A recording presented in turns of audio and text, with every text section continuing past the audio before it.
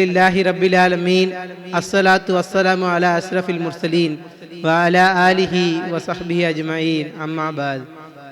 இன்று தகவல் எப்போதும் இல்லாத அளவுக்கு வேகமாக பாயும் ஒரு உலகில் நாம் வாழ்ந்து கொண்டிருக்கிறோம்.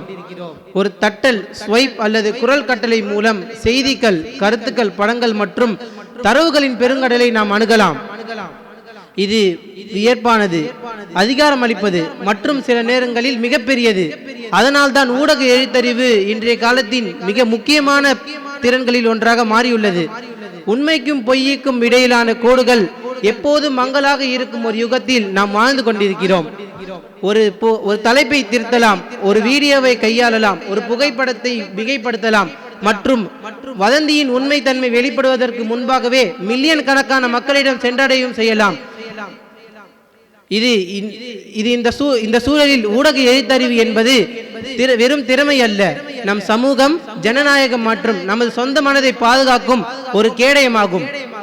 ஊடக எழுத்தறிவு என்பது அனைத்து வகையான தகவல் தொடர்புகளையும் அணுக, பகுப்பாய்வு செய்ய மற்றும் மதிப்பீட்டு செய்ய, உருவாக்க மற்றும் செயல்படுத்துவதற்கான தளங்களாகும். இன்றைய காலத்தில் பாரம்பரிய செய்தித்தாள்கள் மற்றும் தொலைக்காட்சி சேனல்கள் அப்பால் ஊடக எழுத்தறிவு வளர்ந்துள்ளது. இன்று இதில் ஊடக தளங்கள், ரீல்கள், வாட்ஸ்அப் ஃபார்வர்டுகள், வைரஸ் போக்குகள், டிபேக்குகள் மற்றும் ஏஐ உருவாக்கப்பட்ட உள்ளடக்கம் ஆகியவை அடங்கும்.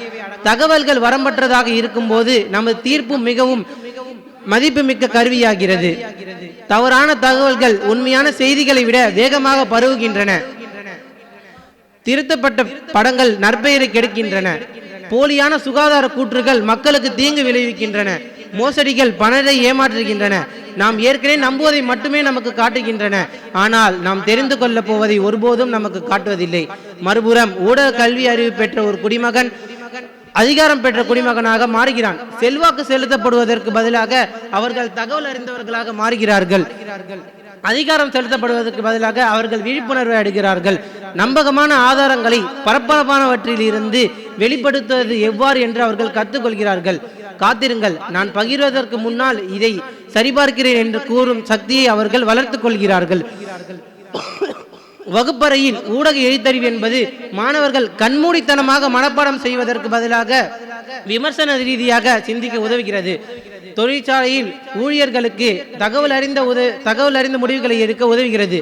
வீடுகளில் இது குடும்பங்களை தீங்கு விளைவிக்கும் உள்ளடக்கம் மற்றும் ஆன்லைன் கையாளுதலில் இருந்து பாதுகாக்க உதவுகிறது. சமூகங்களில் உணர்ச்சி பூர்வமான தகவல்கள் மீது தகவல் அறிந்த விவாதத்தை ஊக்குவிப்பதன் மூலம் ஜனநாயகத்தை பலப்படுத்துகிறது. எழுதுதல், வாசித்தல் கற்பிக்கப்படுவது போலவே ஊடக எழுத்தறிவும் கற்பிக்கப்பட வேண்டும். பெற்றோர்கள் குழந்தைகளுக்கு பாதுகாப்பான சமூக நடத்தையை வழிகாட்ட வேண்டும். அரசாங்கங்களும் நிறுவனங்களும் சரிபார்க்கப்பட்ட டிஜிட்டல் தளங்களை ஊக்குவிக்க வேண்டும். நாம் அனைவரும் ஆதாரத்தை சரிபார்த்தல், செய்தியை கேள்வி கேட்பது மற்றும் ஃபார்வர்ட் செய்வதற்கு முன்னால் சிந்திக்கும் பழக்கத்தை வளர்த்து கொள்ள வேண்டும். இன்ஷா அல்லாஹ் நமக்கு அந்த தௌஃபீக் தருவானாக. அஸ்ஸலாமு அலைக்கும் வரஹ்மத்துல்லாஹி தஆலா பரகாத்துஹு.